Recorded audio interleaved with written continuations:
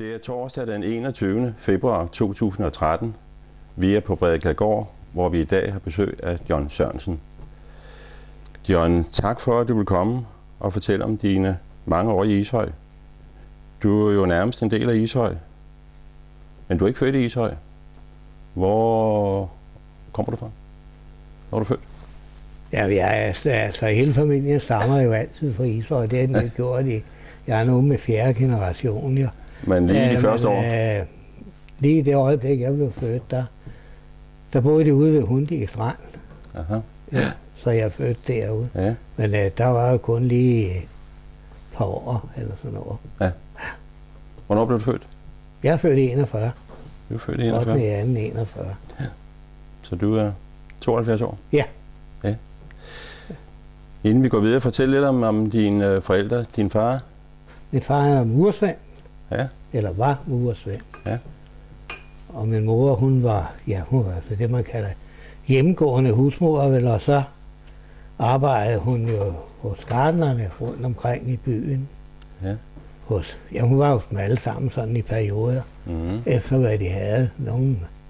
Nogle gange så var det ærter, og nogle gange bønner og jordbær. Og sådan. Og hun har også gjort rent på skolen forresten nogle år. Ja. Lad os lige få navnene på dem. Din far? Han hed Anton Sørensen. Anton Sørensen, ja. Og din mor? Hun hed Meta Sørensen. Men Hundi, det var kun for mig kort bemærkning? Ja, jeg kan slet ikke huske det selv. Nej, du har nævnt en halvandet års tid, så? Ja, sådan cirka. Ja. Ja. Da I så kom til Ishøj, hvor landede I der? Så boede vi til leje hos Maden, henne i nummer 103. Ja. Der i det hus, der vender facaden ud mod vejen. Og når du siger smeden, så er det den gamle smed? Det er den gamle smed, Eriks far. Ja. Den gamle smed Andersen, jeg kan ikke huske hans fornavn. Nej. Søskende? Jeg har en søster. Ja. Ja, det vil sige, hun er også død og bort. Ja. Hun er 3 år ældre end mig. Aha. Og boede i Osa. Ja. Men inden hun, hvis vi sådan lige skal snakke lidt om huset, hvor I boede der, hvordan havde I hver sit værelse og sådan, eller hvordan boede man dengang? Hen i Smedens hus, eller? Ja. Nej, lad os se, der var jo sådan set kun 2 værelser, og køkken og lokum i gården. Ja. Så... Og jeg skulle dårligt huske, hvordan vi... Jeg var jo ikke så gammel, da vi flyttede derfra. Jo. Men da I så havde boet til leje der et stykke tid, så... Ja, så købte fatter det hen i nummer 105. Ja. Jo, hvor jeg har det nu. Ja, så... Og det var et ældre hus også? Ja, det var et gammelt hus. Det var ikke bedre værd end rive ned. Og han har også sådan set lavet det mest om. Det gjorde han i 52. Altså din far? Ja, så fik det en ordentlig omgang. Det gjorde. Jeg kan huske, det var så galt i en væg mellem gangen og så den lille stue, som vi havde soveværelse i dengang. Så kom vi hjem, muren var oppe og gøre rent på skolen, der kom vi hjem, så var muren skulle vælte inde i stuen. Så man fik noget af chok, og kom og så det lå i en stor møgbunk. Og du har også nævnt, at det var et ældre hus, ikke? Ja, det var et gammelt hus. Over 100 år gammelt, ja. Ja, 100 år eller sådan noget. Ja. Ja. Men du har da holdt sammen på, der bor der stadigvæk, ja? Ja. Men det kommer vi tilbage til lidt senere, ja. Men din søster, som du siger, din store søster? Ja. Hun blev gift? Hun blev gift tidligere. Ja. Hun var ikke så gammel. Med en lokal i? Det var en komi inde hos købmanden. Ja. Han stammede fra Greve. Hans far var brødhus på møllen. På Kilbrøn Mølle. Og når du siger købmanden, så er det købmanden på? Ja, købmand Giese. På? Ja, lige ved siden af, hvor jeg bor. Det er nummer 109 der. På hjørnet, ja? Ja. Hvor der i dag er? Ja, der er frisør i dag. Frisør, ja. Det er det, jeg tror, der er forretning. Men der har været købmandsforretning i mange år? Indtil for? Ja, det jeg kan huske. Ja, jo. Indtil for en halv år siden? Ja. Skole kom du i på et tidspunkt, ja? Det var den lokale heroppe i Ishøj. Den gamle røde. Ja, gamle røde. Ja, det var forholdsvis ny. Ja, der var centralvarmt. Det var meget, meget sjældent. Moderne, ja. Ja, dengang der. Ja. Jeg kan huske, jeg troede, de kaldte det Ishøj Centralskole. Ja. Det var, fordi det var centralvarmt. Ja, det troede jeg skulle der som i første klasse. det var det nok ikke lige nok. Nej, det var det ikke. Så nej. Men 7 år, så rakte det? Ja. Vi lærte ikke en skid. Nej, det var din egen skyld, hvis ikke jeg... Ja, det eller lærerne til det. Ja, det er det sgu ikke. Nå, det er ikke din store interesse? Nej. Men du har da sådan fortalt lidt om, hvem på det tidspunkt, på aldersmæssigt, du gik sammen med? Ja, der var nede for byen. Ja. Der var Mogens Hansen. Kæmpe, som vi kaldte ham. Ja. Og så var der Pierre. Og så var der Rasmus Olsens søn, Bent Olsen. Som bor oppe i Vestervangen nu? Ja. De var fra byen af. Ja. Og så har der så været så mange andre også? Ja, vi var ikke så stor en klasse. Nej. Hvor mange var I klaassen dengang? Ja, vi var sgu ikke mange. Vi var mindst på skolen. Jeg kan slet ikke huske det. Jeg tror ikke, vi har været mere end... I har ikke været 30, så? Eller? Nej, 12-14 stykker. Jeg tror 14 højst. Ja, så skulle I ellers få lært noget, jo? Ja, det burde vi. Men... Lærer har du også snakket lidt om, hvilke lærer du kan huske, du havde dengang? Jeg kan huske i første klasse, der havde vi en gammel kælling, der hed frøken Larsen. Hun var tosset. Det var ikke fordi, hun kunne ellers godt lide mig, men jeg kan huske, hun knaldede mig ind oven i hovedet med en blyant. Sådan på højkant, fordi jeg ikke kunne stave det snegl. Til snegl? Ja, det kan jeg huske lige så tydeligt. Det var da utroligt, ja. Det. Ja. Nå, det gik ikke. Nej, den gik sgu ikke. Nej. Men jeg kunne stave til det siden. Ja. Det vil jeg da håbe. Ja. Hvem andre lærere var der udover hende, du lige husker det? Ja, så var der en, der hed Lærer Ronje og hans kone. Den kaldte vi Vitsanski. Men de var der ikke ret længe, fordi de var jo gamle. Så kom der nye lærere. Og så vores overlærer dengang, han hed Lærer Vind. Ja. Men så kom der så Ramløs. Ja. Og han overtog så Lærer Vinds plads, man siger, blev først lærer. Og så var der Lærer Pedersen, og så kom der så Teglbrænder. Har du nævnt, ja. Jo. Ja, og så er det ikke så... Nej. Var der ikke stort flere dengang. Vi var jo heller ikke andet 7 klasser dengang. Nej. Jo. Nå, flere var der ikke på... Nej. Jeg Så... tror, at vi nåede ikke at blive... Det var et par år efter, mener at de nåede at blive 200 elever eller sådan noget på skolen. Men 7 år, så var det nok for dig? Ja, det var det. Rigeligt? Ja. Jeg har spurgt konfirmeret, men det har du ikke... Jeg har hverken døbt eller konfirmeret. Nej, det brugte jeg ikke i familien. Nej. Så vi snakker om uddannelse. Ja, jeg er arbejdsmand. Jeg kan også lave alt det derfra. Det tror jeg gerne, ja.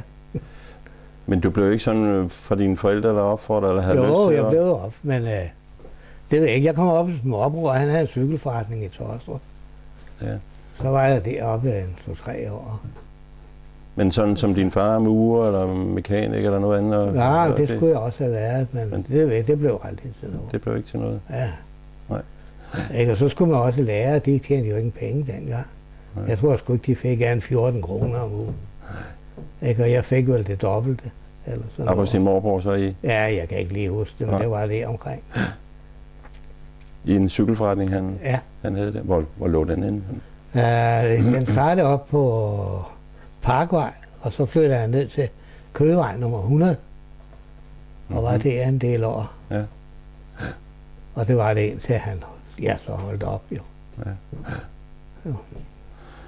Og hvad ellers i den tid der, hvor du sådan var stor knægt og så videre, havde du job? Så var jeg på en maskinfabrik i Roskilde. F. Christiansens maskinfabrik. Jamen var det også i den periode, altså inden du blev soldat? Det var da du var ung fyr? Ja, så var jeg der. Ja. Og så kom jeg ud på Sino i Glostrup, Ståleindustrien Norden. Der ligger ude også ved siden af Park Allé.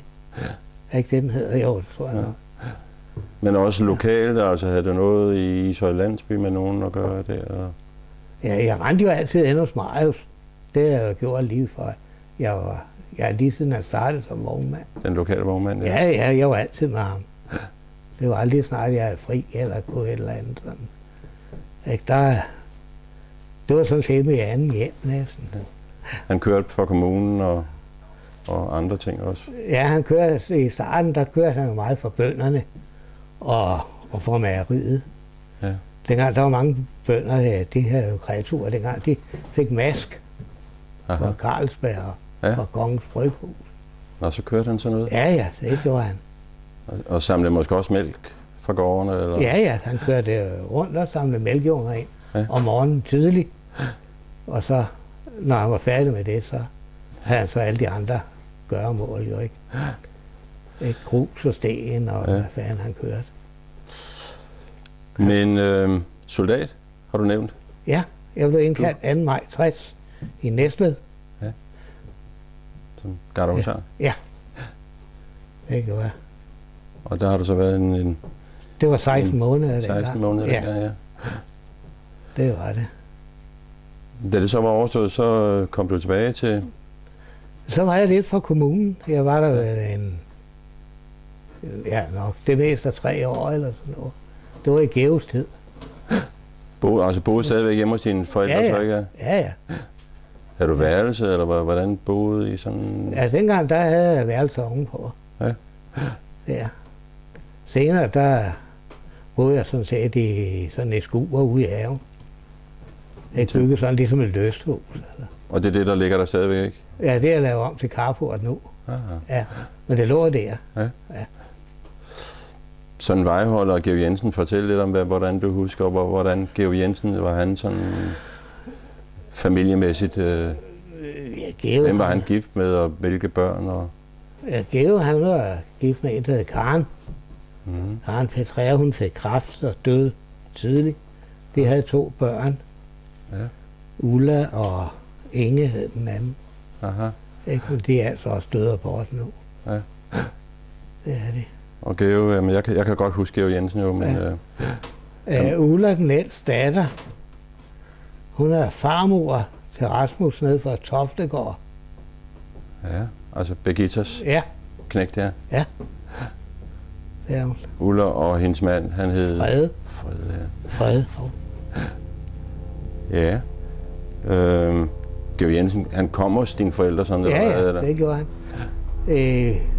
Periode spiste han der. Kom han og spiste til frokost, og kom og så om aftenen igen og spiste varm mad.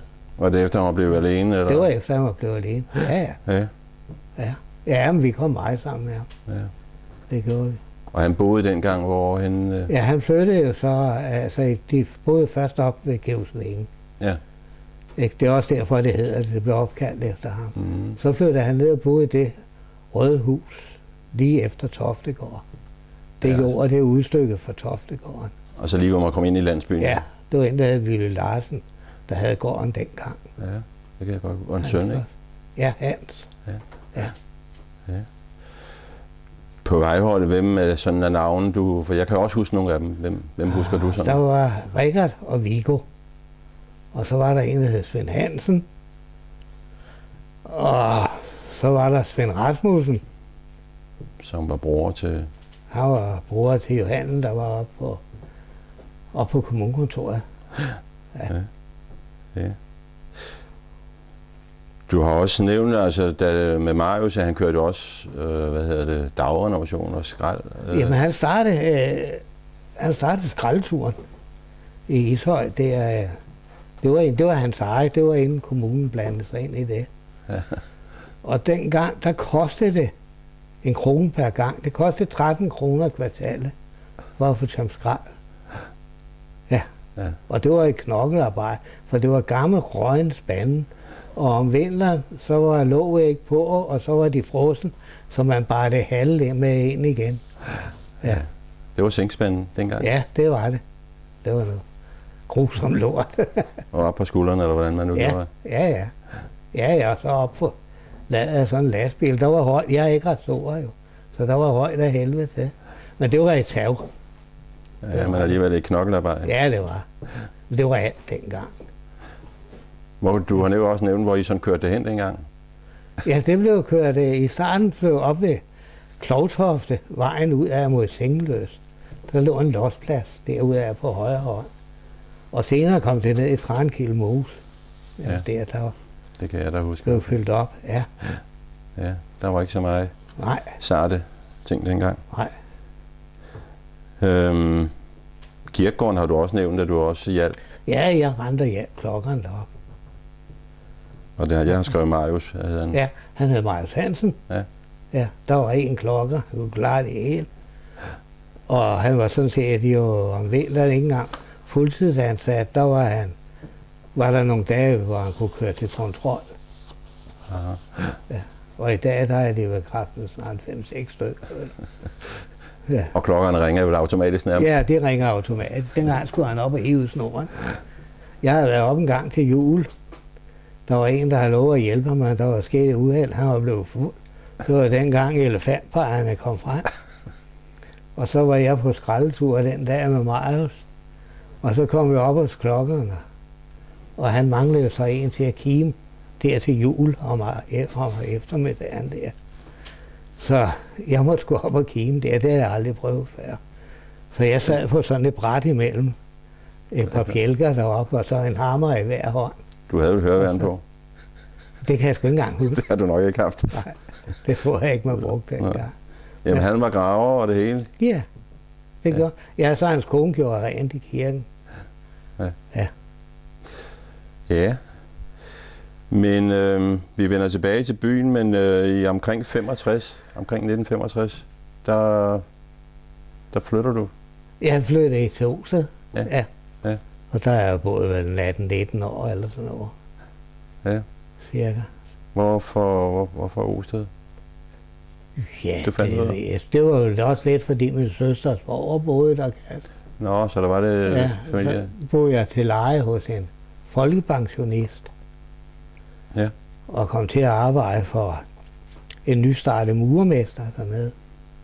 Aha. Og han var jo hos indtil han gik for lidt.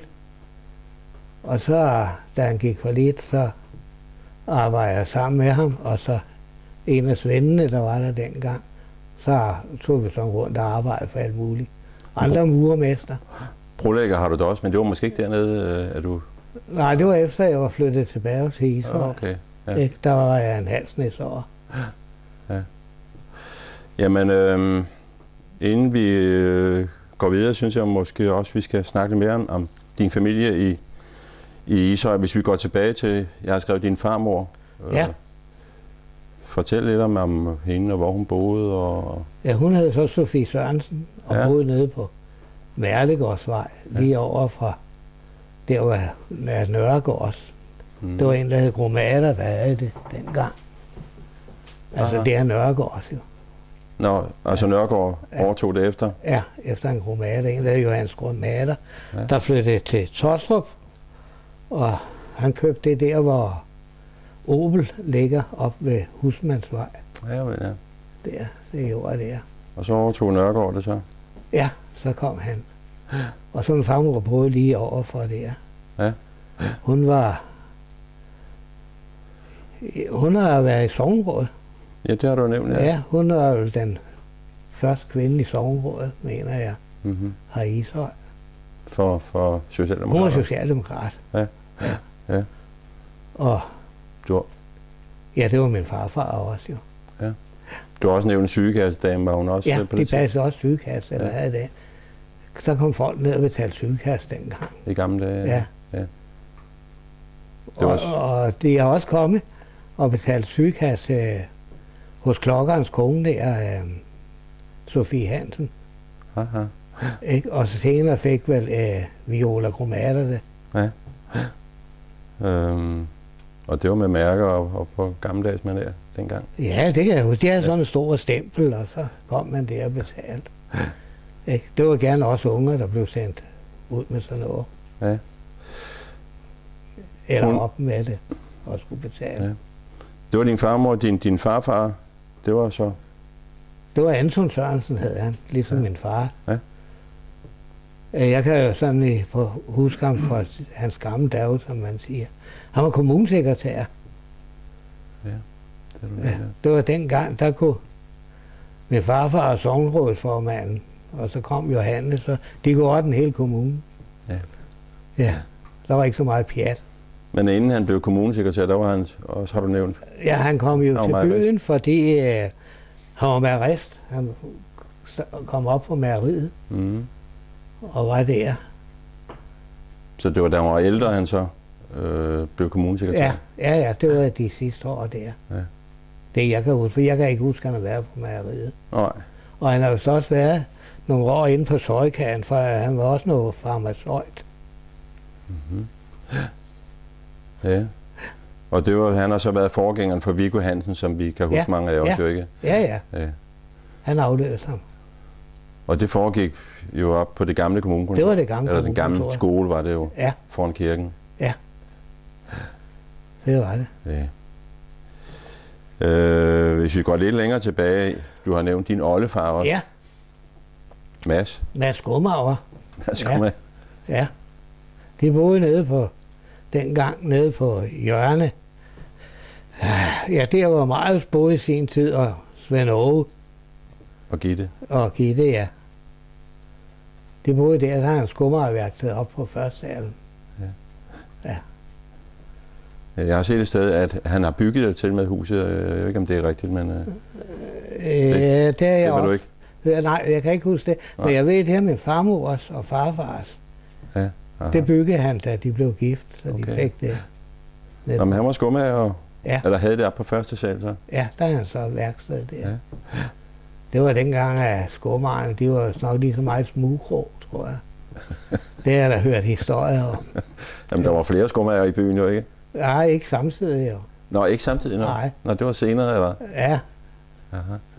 Det er senere, når den kom. Og den tager vi lidt senere, så. Men han kørte også hestevogn, har du nævnt? Ja, det gjorde han. Ja, så kørte han rundt. Han kørte på torvet og samlede ind. Og, dengang der var meget jord til husene. Ikke nu i dag, der er det udstykket og bygget rundt omkring. Ja. Der er kraften ikke til at være mere i byen snart. Så kørte han på torvet. Jamen, det vil sige, at han havde med ind for gartnerne, eller for de private også? Nej, det var sådan private, og så sig selv. Ja. Og så købte han en gang imellem, så var de så i Kødbyen, eller hvor fanden de havne. Så købte han ben med hjem og sådan. Og så lavede hele byen gule ærter. Så fik de der har der været gang i det. Ja. Ja, sådan var det. Det havde det jo meget hyggeligt dengang. Det har det sikkert, ja. Jamen, det er så for os, det er noget, du har hørt. Det er ikke noget, du selv jo selvfølgelig. Nej, jeg kan ikke huske. Nej, men... Det eneste, jeg kan huske, det var det, jeg gravede ham op. Da min oldemor døde, der skulle han ned i den samme grav. Okay, nej, det har du nævnt lidt om, ja. Ja. Der var også hans skæg og jernskal. Ja, okay. Jeg er den eneste i familien, der sådan set har set ham. Ja. Ikke? Men det er jo altså det er ikke levende liv. Som skelet. Sikkert noget. Jamen han fik der sådan, du har nævnt, han fik en fornem begravelse, ikke? Eller bisættelse. Ja, men dengang der lå de jo til lite parade jo. Så det gjorde han, så kunne folk se ham ind gennem vinduet der, og det var jo sommer. De sagde, at han lugtede jo snoge til sidst. Han lå også i sengkist. Han var også gået helt i opløsning. Okay. Men inden han døde, du har nævnt, han også kørt, du har nævnt en Dr. Hanke. Ja. Ja, han kørte jo for lægen der, når der var noget. Jamen, hvor boede han lægen? Han boede i Tostrup, Dr. Hanke. Han boede overfor det gamle rådhus. Ja, så havde han sådan en stol sat op bag på vognen og kørte ham. På hestevognen, ja. Ja. Det er der er en lille historie. Du har nævnt en episode, ja. Ja, det var en vinter, og det var koldt. Og lægen, han skulle der om natten ud til stranden. Der var et eller andet, hvad der var kaldt, ved jeg ikke. Men det var meget koldt, og de kørte derud, og så siger lægen til ham, ikke? Han lige kunne stoppe, så han kunne komme af og løbe lidt ved siden af vognen, for han kunne få varmen. Og det synes Mads jo var skægt. Og så hver gang lægen var træt og ville op på vognen der, så fik den lige lidt mere fart. Og sådan gik det et langt stykke tid, jo. Men til sidst kom han derop, og de kom ud. Og så kom de jo tilbage igen, og læste lægen af, og så siger lægen til mig, som ikke, han vil lige mene at have en dram oven på det her. Jo, det ville han godt, for han var jo lidt tøst. Og så, da han skulle hjem af, så når han Blågildgården, så går det grusomt galt, for så skal man have skide. Så han må sidde på bagfjelden af vognen hele vejen til Ishøj og skid hele vejen. Så det har ikke været rent? Eller? Nej, så har han jo fået hævn, doktoren der. Han har blandet lidt i? Ja. Jeg ved ikke, om det var amerikansk olie eller hvad. Det virkede i hvert fald. Ja. Men det er altså sandfærdigt, det er ikke noget, det skulle være ganske vist, ja. Ja, ja. Ja. Der skal høre, efter Mads' død, der flyttede Sofie. Ja, hun boede henne i Sørbygade nummer 5. Der boede hun, da jeg var knægt. Jo. Altså 105, ja. Ja. Så jeg var sådan set naboer, eller vi var naboerne med hende. Ja. Og det var hende, du har kaldt hende? Har du ja, vi kaldte hende oldemor. Det var jo min oldemor. Og nogen kaldte hende bedste. Og ja. Hun havde, ja. Men sådan mere om familien, men ellers sådan, som du husker Ishøj dengang, altså forretninger? Jeg ved, det er henne i nummer 103, der har været købmandsforretning engang. Det var der, hvor I flyttede til Snedens hus? I et andet hus, det med gravlen ned mod bygaden. Ja. Og der mener jeg kan huske, som knægt, at der var nogle af de der gamle mælkeskilt, der sad ved gavlen der. Hvilke skilte, siger du? Gamle? Ja, de der gamle mælkeskilt, de gamle. De havde til reklamer med Carlsberg og kaffe og hvad fanden de havde. Ja. Og så har der også været en købmand nede ved Poul. Ja, Poul Nielsen, eller? Ja. Nede ved Stein også, ikke? Ja, bagved der, ja. Var det der omkring, der også var skummager på et tidspunkt, så, eller? Nej, skummageren, han boede sådan set henne i Bergeriet i Sales. Der er 2 hus der. Der boede han i det hus, der vender gavlen op mod Torstrup, op mod Vandbevejen. Men om sommeren havde han et skur, og så lige over for Mejerivejen. Altså en Pilemøllevej? Ja. Og den grund, det var den senere, hvor Harry Sein købte. Aha. Og det købte han. Det var pedellens i sin tid, pedel Harry Jørgensen. Han var pedel på skolen. Han ejede det jord. Ja. Og det købte Harry så udstykke. Ja. Men inden da, der havde skummeren så et gammelt skur og stå om sommeren. Og der rendte vi unger jo også, jo. Ja. Så... Ja. Men nu vi er dernede, altså mejeriet kan vi da også lige nævne, eller kan du sige lidt om? Ja, der var vi legede jo med børnene, det gjorde vi jo alle steder. Der var en knægt, der hed Jens, han var et år yngre end mig. Han havde dengang modeltog, så det legede vi meget med og sådan. Men altså mejeriet, de kørte så, de fik mælken fra gårdene? Ja, det blev samlet ind der var flere. Jens Otto kørte også samlet ind. Og så blev det kørt ind til byen, eller? Ja, så havde de så en stor tankvogn, hvor de kørte ind til Trefolium. Ja. Og læste af. Ja. Og så er de også selv en bil, der samlede mælk sammen. Ja. Men bager, du nævnte bager, fordi jeg har forstået... Ja, det var bageriudsalg. Jamen lå det ikke på hjørnet op modsat missionshuset? Jo, ja, det gjorde det. Ja. Det var sådan en prøveudsalg. Ja. Missionshuset, var der søndagsskole, eller hvad foregik det der? Ja, der har været søndagsskole der. Sådan. Men du gik vel også i søndagsskole? Nej, for satan. Nå, okay.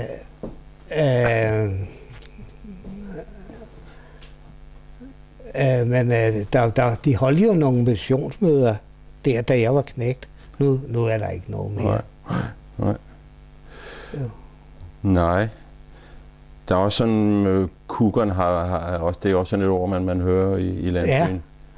Ja, der rendte vi også meget jo. Han havde 2 drenge. Den ene, han er et år ældre end mig, og den anden, han var et par år yngre. Der rendte vi meget og legede der. Og kukkeren, det kom af, at han havde... Ja, det siger, at han lavede kuku, og jeg ved det sgu ikke. Jeg ved ikke. Nej. Der går nogle rygter om ham, men jeg ved sgu ikke. Jeg synes, at han var mægtig flink. Ja, det synes jeg. Ja. Han har altid været flink over for mig. Ja. Men jeg tror også, jeg var en af dem, der kom der mest. Men han er væk og bort også for mange år siden. Ja. Men udover forretninger, som du nævner, altså der kommer også de der, vi kender fra brødbiler og mælkebiler. Ja, der kom både brødmand og mælkemand, der var endda 2 mælkmænd. Mm-hmm. Der var den gamle Jørgensen, der kørte fra Greve Mejeri, og så Ishøj Mejeri havde også en vogn. Og men den havde vist mest Torslund med mælk og køre ud til. Og så var der fiskemand, og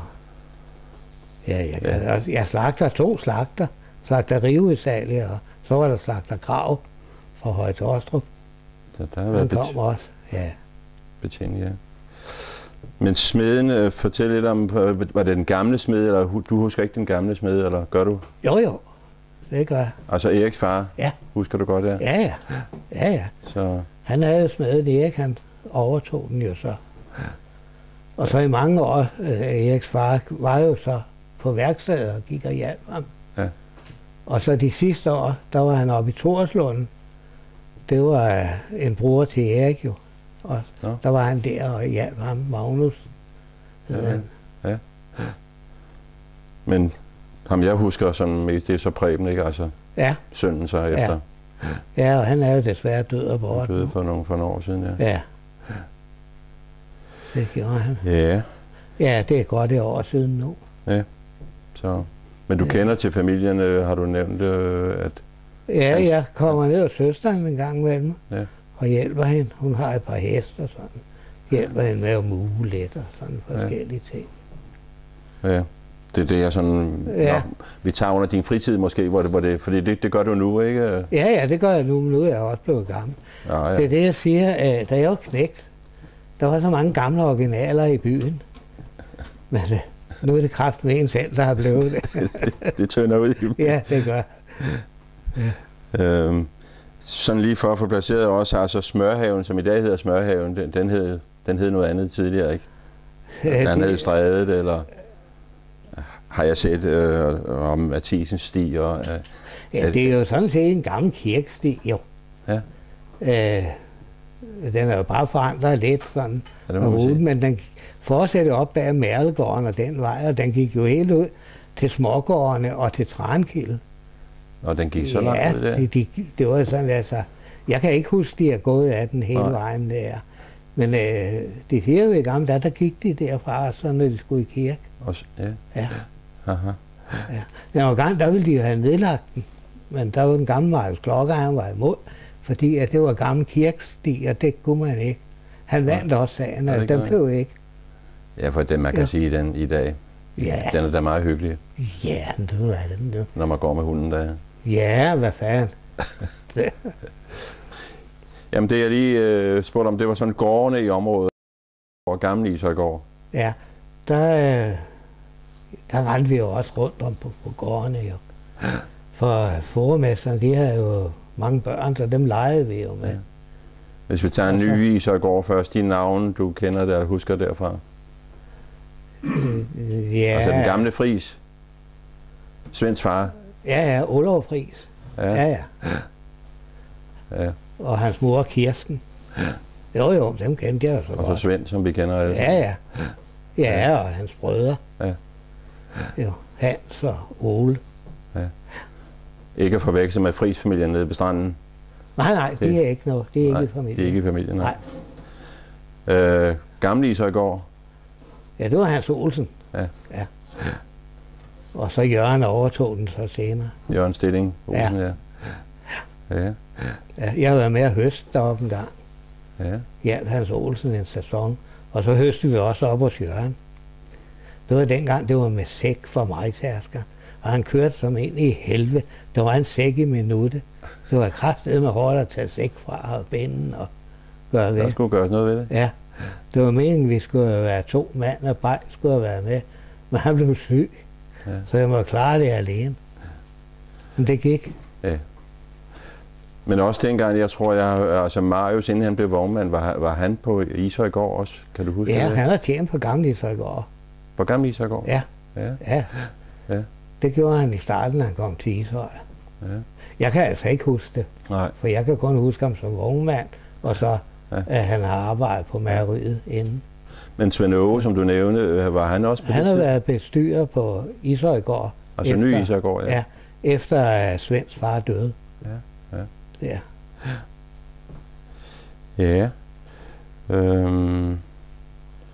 Hvis vi sådan også skal snakke lidt om Ishøj og Torslund og Tranegilde, altså i landsbyerne der.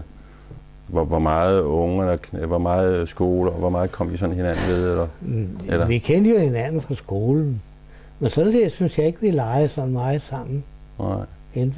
Det tror jeg, vi holdt os sådan by for by, sådan for os selv. Ja. Men efter du har været bort fra Ishøj i nogle år, så kom du tilbage? Ja. Omkring 90. Er det rigtigt? Ja, det var jo før. Nå, lidt før, men... Ja, jeg kan sgu dårligt huske det. Nej, men du har da været væk i jeg boede jo omkring 19 år, tror jeg, i Osted. Jo, så ja. Ja, men kom jævnligt stadigvæk i Ishøj, altså du... Ja, men det har altid kommet i Ishøj. Ja. Jo. Ja. Ikke?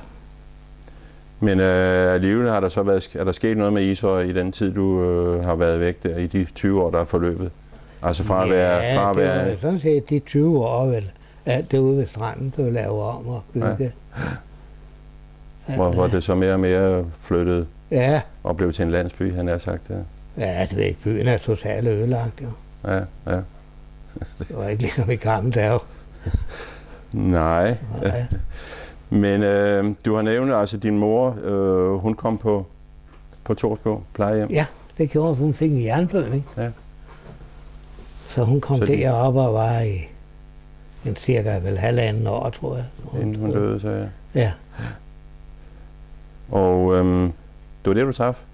Din kone? Det var der, jeg traf hende, ja. Ja, din kone? Ja, hun var forstander deroppe. Ja. Så folk, de troede, at det var hende, jeg besøgte, og ikke min mor.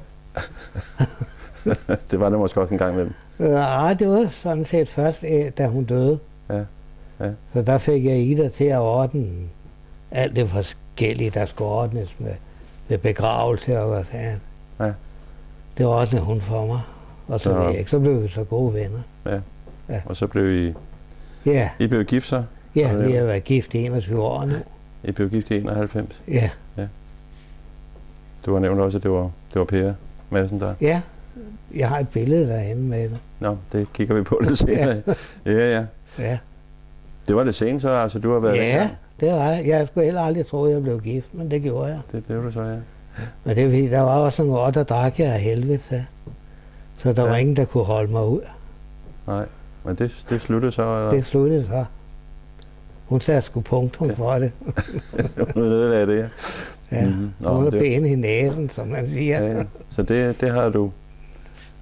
Det er du stoppet med så simpelthen, ja? Fuldstændig totalt. Jeg har ikke rørt en droge i 18 år.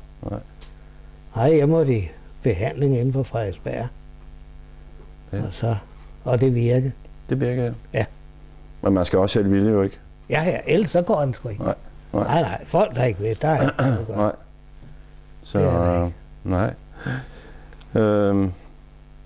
Men jeg har skrevet, der var medgift også, eller tilgift. Du fik 3 børn med i... Ja, det gjorde jeg. Ja, så... Jamen, så begynder vi sådan også at snakke om efterløn, altså du... Ja, så de sidste 8 år, jeg arbejdede nede i Roskilde Amt, nede ved Lellinge i gartnerafdelingen. Ja. Og der var jeg så til, at jeg var en 63. Så gik jeg så på efterløn. Ja. Fordi der begyndte de at snakke om, at amtet det skulle holde op, og regionerne skulle komme. Og alt det, så der var sgu ikke værd at være til sidst. De gik og var bange og ondt i sul alle sammen på hinanden. Så det kan jeg sgu ikke. Men man må sige uddannelse eller ikke uddannelse, du har haft job altid med et eller andet og er beskæftiget med. Ja. Jeg har tjent mange gode penge i sin tid, men jeg har fandme ret med også brugt dem. Men sådan også lidt om det der med stranden og hvad den udvikling er. Altså hvis vi kigger sådan Toftegård, Knudsminde, det er så de sidste eller de første, hvad der lå, der lå dernede. Er det du har nævnt, du husker det som, der var sommerhusområdet dernede dengang, ikke? Ja, det var ude på den anden side af Køgevejen. Ja, det var det. Det var sådan nogle... mange af de der huse, det var de gamle Ford-kasser. At der var knaldet sammen, så boede folk bare i det derude. Men der var ikke så mange, der boede der. Nej. Men der boede nogen der. Ja, for det rigtige Ishøj, det var Ishøj landsby, ikke? Det var landsbyen. Men det er det. Men det... Ja, de har hugget navne. De har hugget navne, ja. Simpelthen, ja. Ja. Ja. Ja. Ja. Og kobberbryllup, det er også for længst overstået så? Ja, det har vi holdt på Kuskehuset nede ved Skjoldnæsholm. Ja. En dejlig sommerdag. Og så om 4 år, så er der vel så sølvbryllup. Ja. Ja. Dernede fra, det var fordi Ida var hun fra Benløs, ikke? Eller kom? Ja, hun er nede fra Benløs. Ja, så... Så jeg skrev fritid, hvad du sådan går og laver nu. Jeg har skrevet sommerhus. Ja, jeg har et sommerhus op ved Sjællands Høje. Det har jeg, der kører jeg meget op. Det gør jeg. Der er en dejlig stor grund. Den er 324 kvadratmeter. Nej, 3024 kvadratmeter. Så der er nok af grannål og grankogler og skidt og lort og river op. Ja, der er nok at lave, og det skal jo også smøres en gang imellem. Jamen, der kan du godt finde på at arbejde alene, så fordi Ida, det har vi ikke sagt. Ida arbejder stadigvæk lidt endnu. Ja, det gør hun. Ja. Så... Ja, hun er 8 år yngre end mig. Ja. Men truer også med at gå på efterløn eller pension? Ja, det gør hun til 1. december. Ja. Vi har jo også været lidt inde på, at du bruger tid nede hos Prebens søster der i... Ja, der kører jeg ned. Kører jeg ned sammen med Rasmus nede fra Toftegården. Kører vi ned og leger lidt med hendes traktor og forskellige ting. Gravemaskiner? Ja.